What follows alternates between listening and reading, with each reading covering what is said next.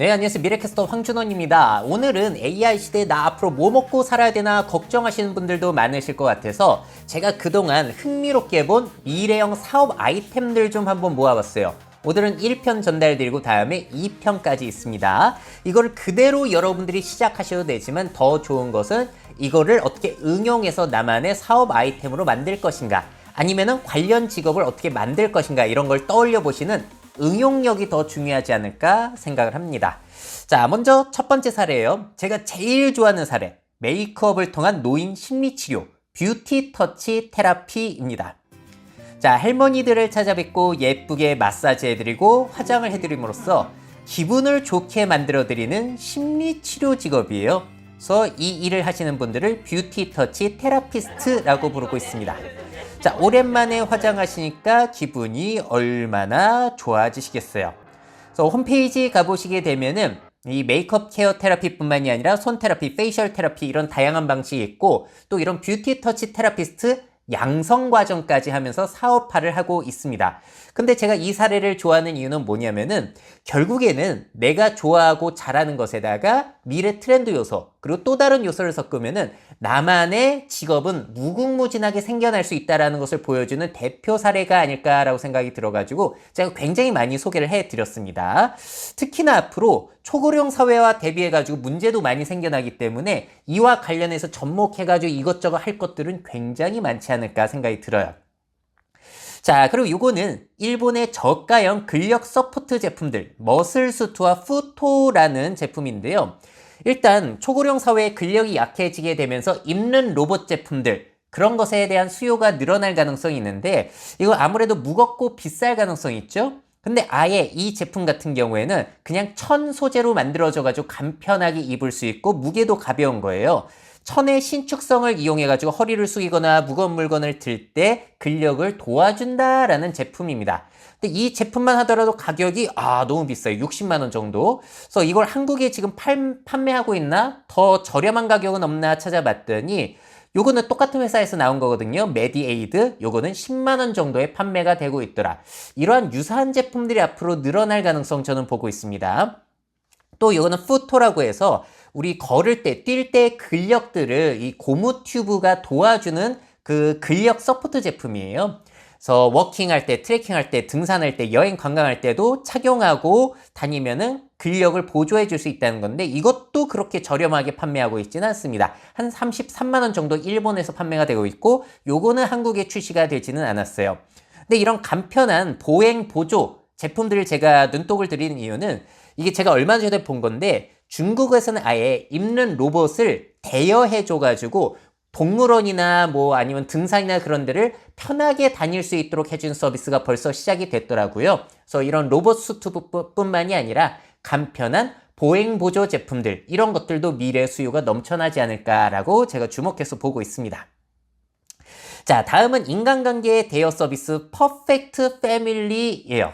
자, 이걸 제가 또 왜 보여드리냐면은 제가 미래 채널에서 설문을 받아본 적이 있어요. 코로나19 이후로 여러분들의 인간관계가 어떻게 바뀌었냐 물어봤더니 인간관계가 많이 줄었고 오히려 편해졌다가 압도적으로 높은 설문 결과로 나타났습니다. 자, 그럼에도 불구하고 가끔은 관계가 필요할 때가 있지 않을까라는 생각이 드는데 그렇다고 그 가끔을 위해서 그 인간관계 유지에 시간과 돈과 감정 노동을 할 사람들은 많지 않을 것 같거든요. 그래서 그때그때 필요한 인간관계를 빌리는 서비스가 생겨나지 않을까. 자, 보시면은 당신에게 가장 도움이 필요한 순간 의지할 가족도 친구도 없을 때 우리가 함께 하겠습니다 라고 하면서 역할 대행을 해준다는 거예요. 그래서 보험처럼 가입하게 되면 이상적인 가족, 친구의 모습으로 찾아온다는 것인데 이게 사이트가 있긴 합니다만 실제로 사업은 아니고 박혜수 씨라고 하는 현대 예술 작가의 작품이에요. 자, 올해의 작가상 4명이 선정돼가지고 이 작품을 출품했던 그런 사례인데요. 실제로 미국에서는 비슷한 게 있습니다. 렌터 프렌드라고 친구 대여 서비스 있고요. 일본에서는 아저씨 렌털 서비스도 있어요. 1시간에 10,000원이면 아저씨를 빌려가는 인간관계 대여 서비스. 자, 우리나라도 앞으로 1인 가구의 비율이 30%를 넘어서 40%도 넘어갈 가능성이 상당히 높은데 그렇다고 인간관계를 위해서 내가 시간과 노력을 들여야 되는가? 아니면 그때그때 필요한 인간관계를 잠깐 돈 주고 빌렸을 것인가? 여기에 대한 궁금증이 있어가지고 이것도 한번 주목해 보시라고 소개해 드리게 됩니다. 자, 또 이 사업은 대박입니다. 시설이 아닌 집을 지향하는 고령자 공동체 하우스 은목서라는 곳이 있어요. 일본어로는 킨키사이, 영어로는 실버우드라는 곳인데, 자, 우리나라 치매 노인의 숫자가 100만 명을 돌파를 했고요. 2050년이 되면은 270만 명 정도가 될 것이라고 보고 있습니다. 그런데 그분들을 다 지금과 같은 이런 수용소 같은 요양원에 넣기는 참 안 좋은 일이지 않나라고 저는 생각을 해요. 뭐가 대안이 있을까 찾아보다가 나온 건데요. 여기는 이제 요양원처럼 따닥따닥 이렇게 사는 게 아니라 각자의 공간이 있어요. 그래서 혼자 살기도 하고 부부가 함께 들어와서 살기도 하는데 입주자의 약 90%가 치매 환자들이라고 합니다. 자, 그리고 돌봄이 필요하다 보니까 24시간 간병인이 상주하면서 도와주게 되고요. 그리고 또 굉장히 특이한 포인트는 노인분들을 가둬두지 않습니다. 자, 입주해 있지만 문을 잠그지 않아서 자유롭게 출입이 가능하고요. 이게 시설이 아니라 집에 사는 개념이기 때문에 자유로운 외출은 당연하다는 거예요. 대신에 입주자가 넘어지거나 밖에서 길을 잃어도 책임을 지지 않는다는 걸 가족들에게 설명하고 서약을 받는다고 합니다. 그래서 이제 돌아다니시다가 실종이 되게 되면 경찰과 이제 스태프들 다 동원해서 찾아 나서는 거예요. 자, 그리고 여기서는 뭐 스태프들이 다 도와주는 게 아니라 본인이 할 수 있는 일은 직접 하게 둡니다. 세탁도 본인이 하게 두고 심지어 일도 시켜요. 자, 이 은목서의 1층에는 옛날 과자 그리고 옛날 장난감을 파는 가게가 있어가지고 여기에 아이들이 많이 찾아오고 이 치매 노인분들이 계산도 직접 해주시기는 합니다. 뭐 계산이 틀릴 때도 있는 거죠. 그래서 아이들이 이렇게 이 공간에 많이 머물게 돼요. 오는 이유는 밖이 추워서, 그리고 과자 사 먹으려고, 그리고 항상 오다 보니까 여기에 머무른다고 하는데 애들이 계속 여기서 떠들고 있다 보니까 시끄럽기는 하다고 합니다. 하지만 그게 우리가 일상적으로 보는 일반 요양원들과 다른 점이죠. 활기차다라는 거.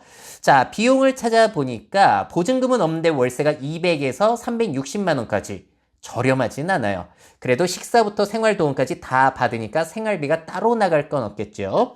자, 우리나라의 새로운 형태의 치매 요양시설은 분명히 필요할 텐데 그 또 대표적인 사례가 있거든요. 해외에. 그건 또 나중에 제가 업로드 해드리도록 할게요. 자, 다음은 새로운 교육 사업입니다. 일론 머스크의 미래형 학교 에드 아스트라 사례를 제가 소개해드린 적이 있어요. 자, 일론 머스크가 이 학교를 왜 지었냐? 자기 아이들 학교 보내려고 하니까 학교는 미래 사회에 필요한 역량을 안 알려주더라는 거예요.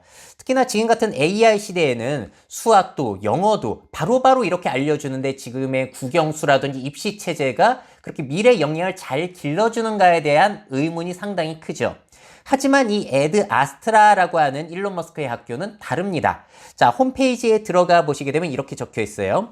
차세대 문제 해결자 및 건설자에게 호기심, 창의성, 비판적 사고 능력을 길러주는 거다. 교육 방식은 아이들이 실제 문제를 탐구하고 실험하며 해결책을 발견하도록 장려하는 실습 프로젝트 기반 학습에 중점을 두고 있다. 저는 미래 사회의 역량을 길러내는데 제일 중요한 게 이 프로젝트 기반 수업이라고 확신을 하는 사람입니다. 이거를 구현하고 있는 학교이고요.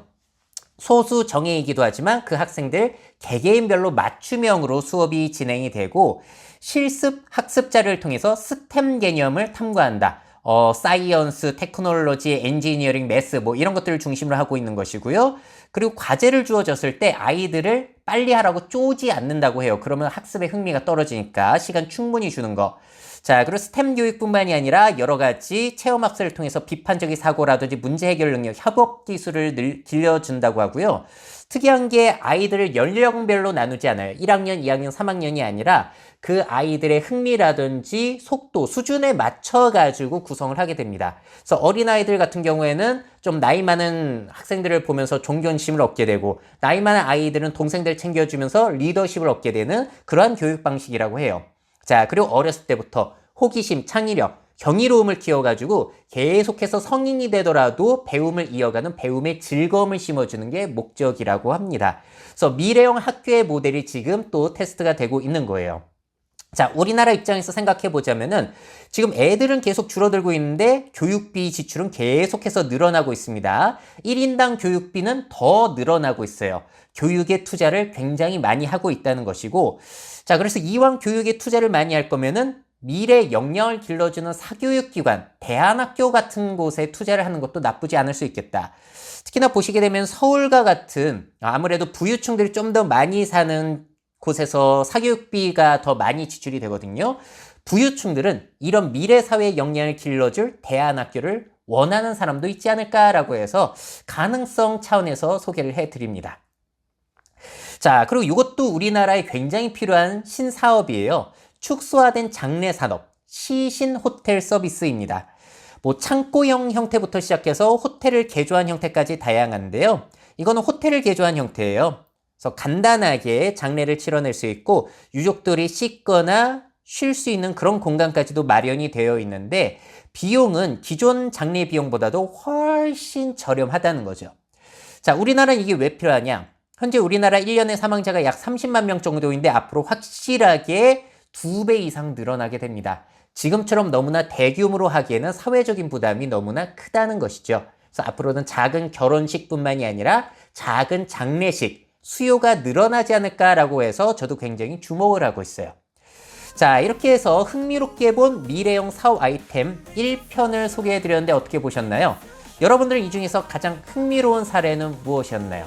이걸 그대로 하기보다는 여기에서 이제 응용을 해가지고 사업을 한번 구상해 보시면 좋을 것 같고요. 결국에 제가 소개해드린 게 미래 장기적인 트렌드들과 다 그 궤를 같이 하고 있기 때문에 이 아이디어를 덧붙여가지고 생각할 거리들은 굉장히 많지 않을까라고 저는 생각을 합니다. 자, 그럼 어떻게 보셨는지 다양한 의견들 댓글로 부탁드리도록 하겠고요. 2편도 있으니까 2편도 꼭 시청 부탁드리도록 하겠습니다. 미래사회 변화를 업데이트하고 싶으신 기업 및 기관, 그 밖에 미래 트렌드 교육이 필요하신 분들은 myf21 네이버닷컴 이메일로 연락주세요.